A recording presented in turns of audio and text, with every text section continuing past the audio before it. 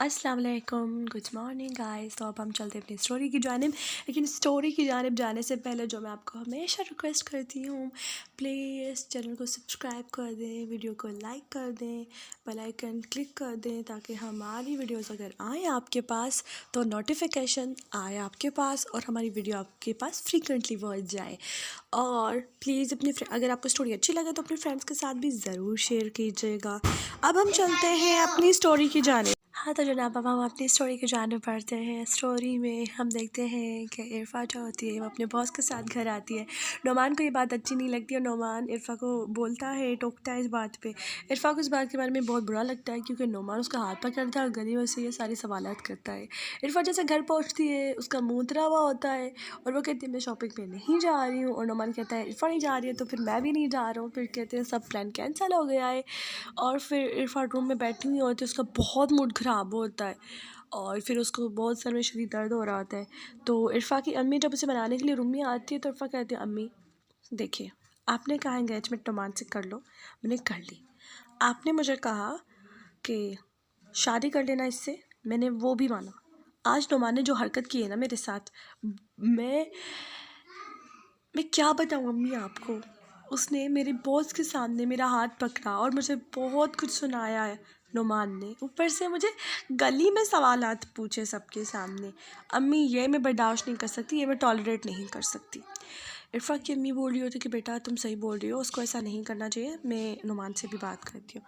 तो इरफ़ा कहती है अम्मी मुझे अभी शादी करनी नहीं है, इंगेजमेंट पे रिंग आप ना वापस कर दीजिएगा बुआ को। तो इरफ़ा की अम्मी बोल रही थी कि बेटा ये फ़ैसले जल्दबाजी में नहीं लिए जाते, तो मुझे थोड़ा मौका तो दो, मैं कुछ बात तो करूँ।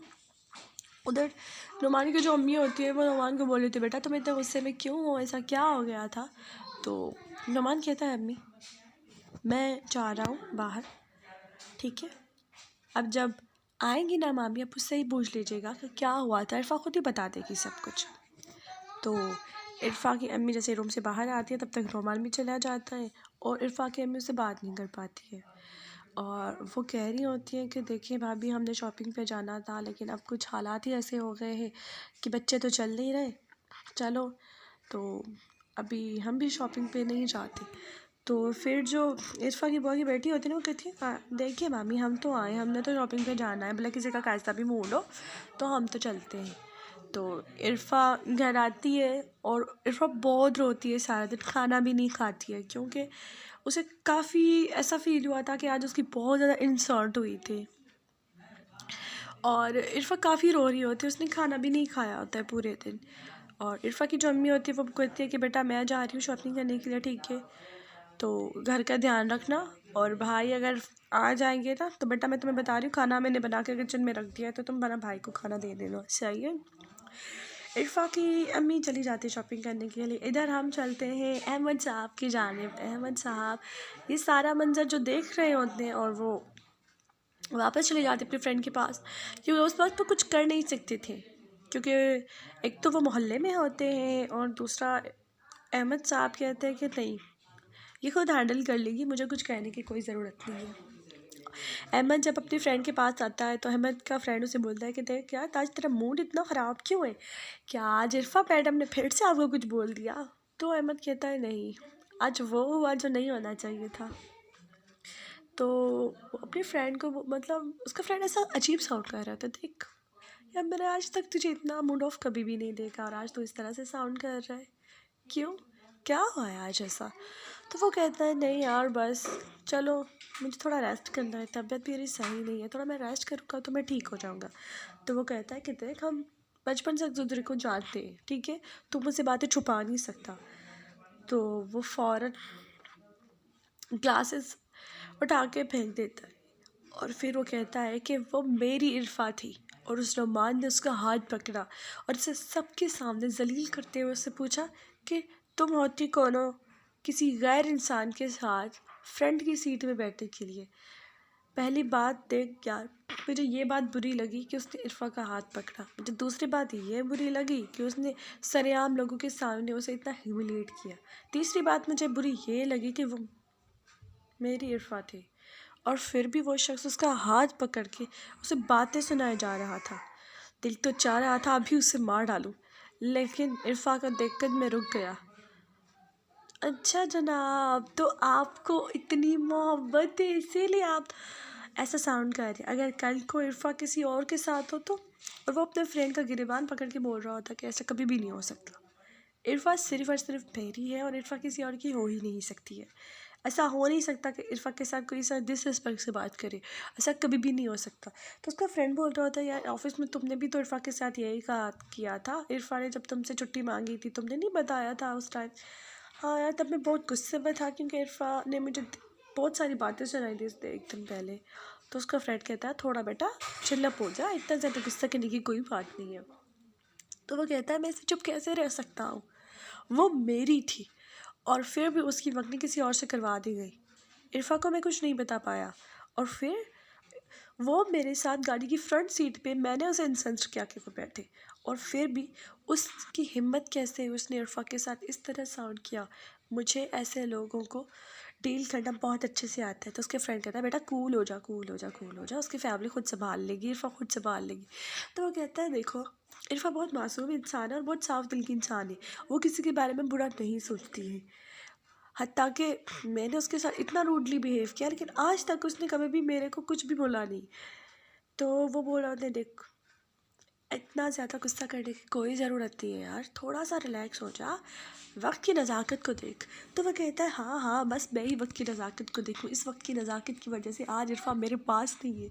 उस इंसान ने उसकी डिसरिस्पेक्ट की फिर भी मैं उसका मुंह नहीं तोड़ पाया। इस वक्त की नज़ाकत की वजह से मेरे पाँव में भी जंजीरें और बेड़ियाँ हैं और हाथ भी बंधे हुए। अगर मेरे हाथ ना बंधे हुए होते और अब्बू ने जो मुझे नहीं कहा था कि यार तुमने कभी भी इस तरह झगड़ा नहीं करना, कूल रहना है, तो उसका फ्रेंड कहता है देखो अगर तुम्हारा सच, तुम्हारा गुस्सा, तुम्हारा यह पॉजिटिव नेचर अगर इरफा के सामने अभी खुल गया तो तुम्हारे जो ये 4 पॉइंट्स है ना, इरफा के लिए तुम्हारे ये होप वो भी ख़त्म हो जाएगी। तो वो कहता है देखो इरफा मेरी ज़िंदगी, मेरी ज़िद, मेरा सब कुछ, मेरी कायनात है और इरफा मुझे नफ़रत करे ये मैं बर्दाश्त नहीं कर सकता और इरफा को कोई हर्ट करे ये मैं बर्दाश्त नहीं कर सकता। इरफा मेरी ज़िंदगी है, इरफा मेरी ज़िंदगी, उसके बिना मैं नहीं जी सकता दोस्त।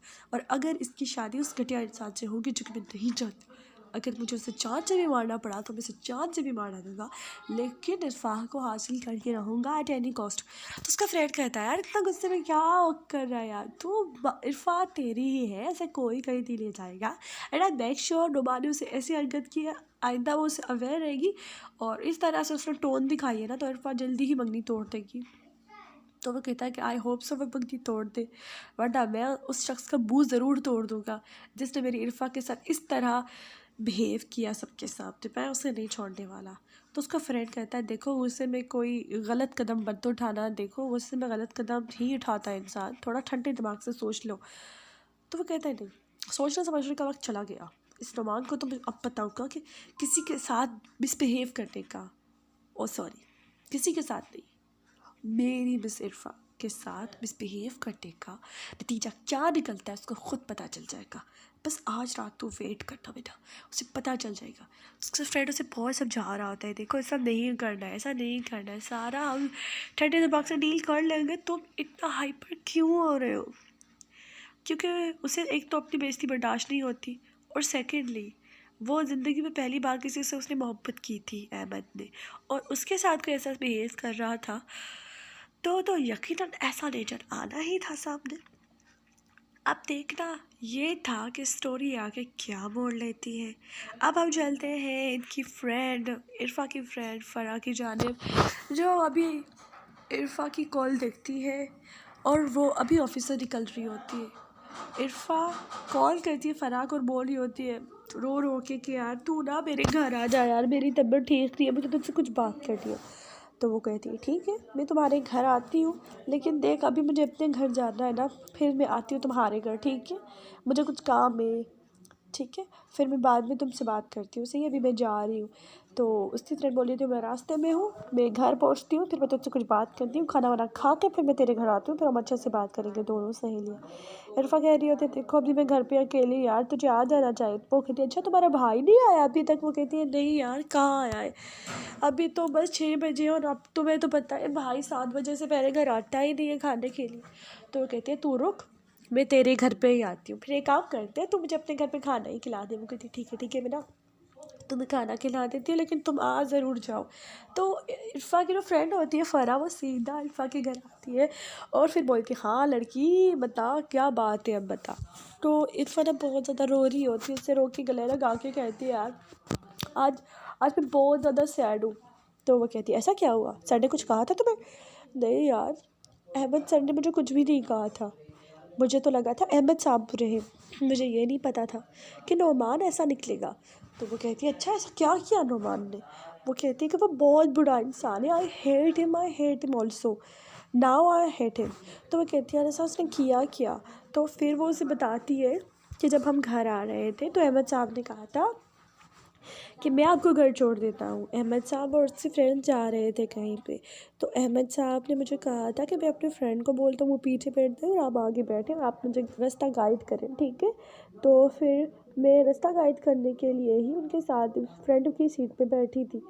तो वो बोलती है अच्छा तो फिर क्या हुआ? वो कहती है कि जब हम घर पहुँचे अहमद साहब ने खुद गाड़ी का दरवाज़ा खोला, ठीक है? तुझे पता है मैं कभी इस तरह गाड़ियों के दरवाजे नहीं खोलते और तुम्हें तो पता है मेरे पास गाड़ी है ही नहीं है वो।